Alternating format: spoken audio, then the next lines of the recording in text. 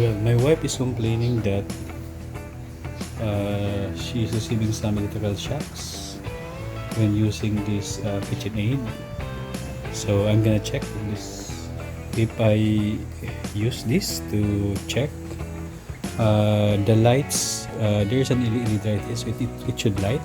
So let us also try. So I'm gonna plug it in the power supply, and let's see.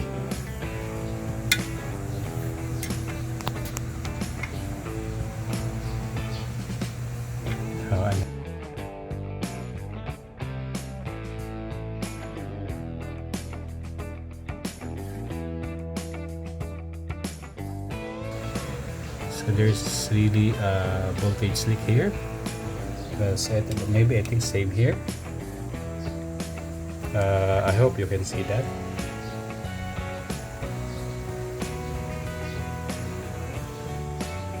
So if I touch my LED turns on.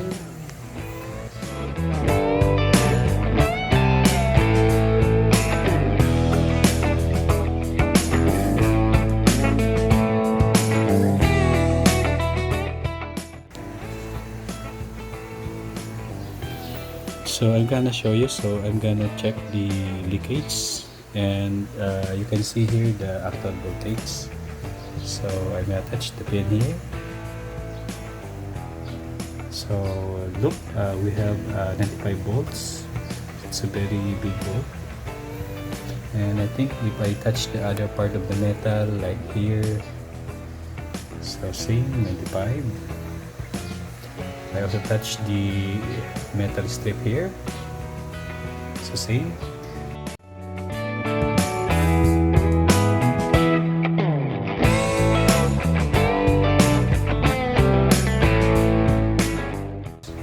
So basically, I think all the metals are grounded.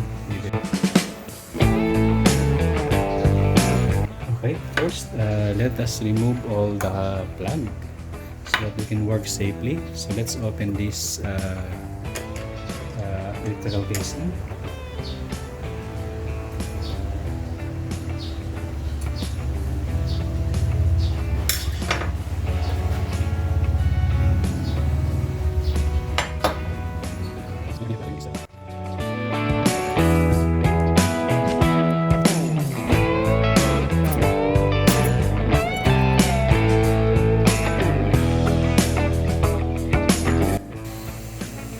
Well, parang yung short ay ito. So kung makita niyo siya, parang may parang nagasgas yung cover. So nakadikit siya dito sa chassis. And hindi siya dapat matanggal natin ito na. Well, kailangan natin buksan to. So no choice, tatanggalin ko itong na.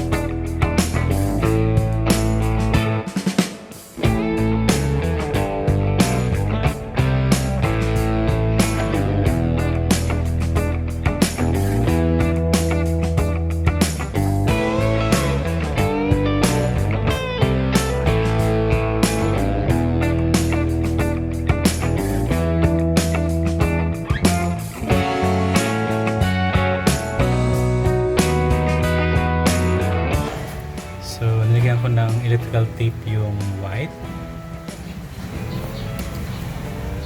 So ito yung may electrical tape na. So check natin kung meron pa rin ground. So ang pang-check ko ay itong tester. So check natin dito na. So okay, wala nang ilaw na. Wala nang ilaw na makita doon. And kahit dito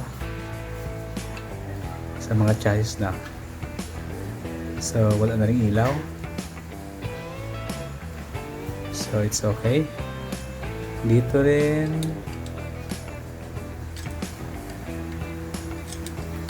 So wala na rin ha. So it seems okay na yung natin. So okay, 0 volts. Sa mga tornilyo, 0 volts. Dito sa mga metals, 0 pa rin ha. So dito rin 0. So pwede ko nang hawakan yung mga ito. So hindi na ako makuryente. So nahawakan ko na. Okay. So it's good.